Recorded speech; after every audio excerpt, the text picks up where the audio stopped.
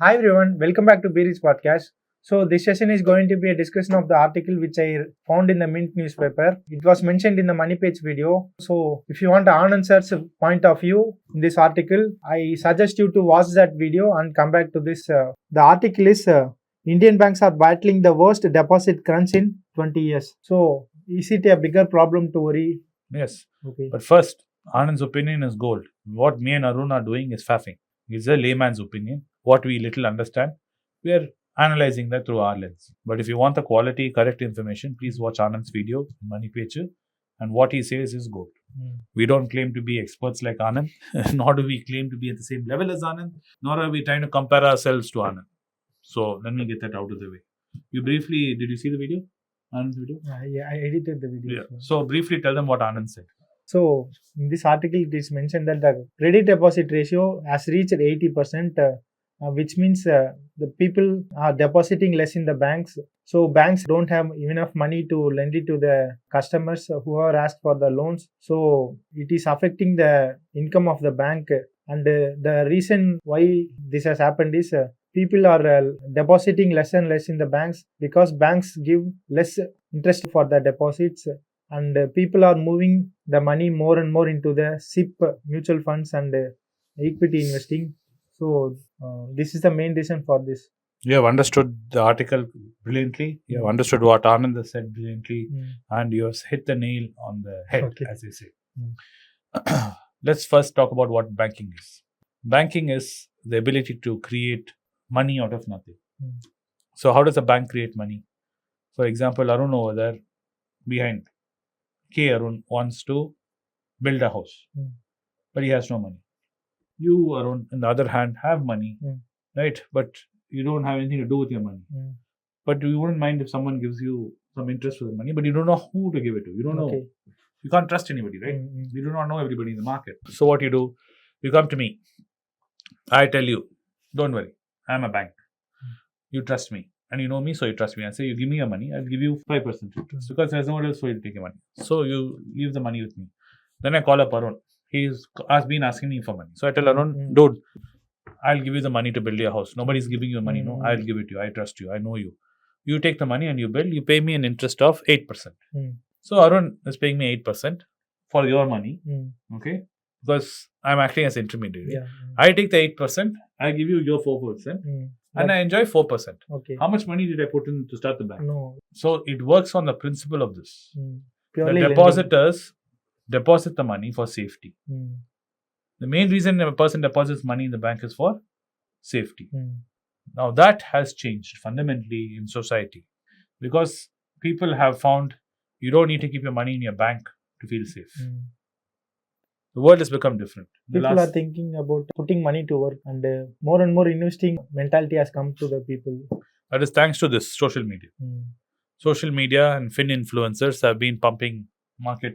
Warren Buffett news has been pumping the market. Everybody feels it's time to make money. I'm all for that. Right? Because the simple reason is banks are making solid profit. Why are FIIs investing heavily in HDFC, in ICICI, in private banks? Biggest investors are FIIs. Why? Because banks make profit. They're making lots of profit. So they in turn can definitely give depositors better terms and conditions. They can offer more services to depositors. They can make life more easier for depositors. And that tide will start coming. For the simple reason, banks will be competing with each other, trying to get the deposit. So even IDFC is offering 7-8%. So this will now start competing with each other, banks, for the deposit, and encourage customers, not only offering them better interest rate terms, they'll be offering them all kinds of services and freebies. You'll see it now. I will, take you to this place. I will take you every year. I'll fly you somewhere. Some cuckoo things will all start floating out for the simple reason to make people stay in the banking sector and offer them returns. They'll have hybrid accounts where they'll say your money, when it's sitting in the account, it will be invested in some liquid fund.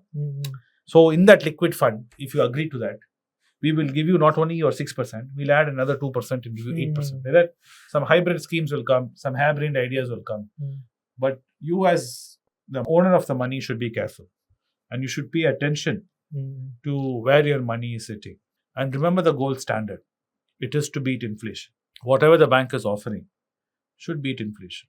And it is the fact that people have started realizing that there are better opportunities to put, that even keeping your money as gold is better than leaving money in the bank as an FD, is starting to hurt banks. And knowledge is power. In my generation, this kind of knowledge was very scarce. We didn't know. And if people say that you invest in share market, that time the people will not take risk and move the money out of bank to invest in share market. For example, I did a video where I was saying if you put in passive funds in 1979, in 100 when Sensex was 100, and now Sensex, that 100 passive fund would have grown at a rate of almost 30%, compounding at 30% to reach this point. Unfortunately, in 1979, there was no passive index. Okay. That was idea only came much later. So you couldn't have passively been investing. So these things keep evolving and growing. So this is a monumental shift in how banking sector is and how banking sector is going to work going forward. They cannot rely on just people blindly putting money in their account. Okay. Just have a nice fancy logo, have a corporate office. Because banks, like we said in another video, they're charging you for a debit card, they're charging you for UPI. If you want to even find an account statement, they're charging you. If you call the bank, they're charging you. Every up and down, they're charging you. So customers are getting more and more fed up dealing with banks. So this is happening. So this has to change. The way banking sector is servicing its customers have to change, and this is the way. Customers are saying, finally, we have had enough. Why should we leave our money with you? You take my money and you use it.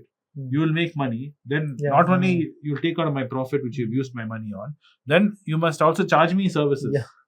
So you take my money, you do business out of it, you eat profit, then you charge me to do this. So think how crazy it is. So people are fed up. And thanks to social media and news media and everything, this information has become public. More and more trusted people are saying this. Don't chuma leave your money, you're losing to inflation. So this is changing. So banking sector has to wake up to this. They have to reinvent themselves. They have to find ways and means, because banks cannot borrow money and do business anymore. I mean, how much can they borrow? Because borrowing is also at a cost. So it's interesting times to see what the sector does. And is it something to be alarmed about? As a participator in the economy, I wouldn't say don't have to worry about it. It's not going to affect you. Banks are not going to disappear. If anything, banks will consolidate. You'll find more and more banks consolidating and becoming bigger banks. But I don't think we have anything to be alarmed about. I think it's good news. That is a wake-up call for banks. So I hope that you have found this article interesting and had some learning about what is happening in the banking sector. So if you like this video, please like and share it with your friends and subscribe to this channel for more videos. Thanks for watching. And do make sure you watch Anand's take on it on Money Pechu, which is far more nuanced and far more detailed. A place in the description. Yeah. So I don't know what a place. I don't know what a place in the description. You can click on it. Thank you.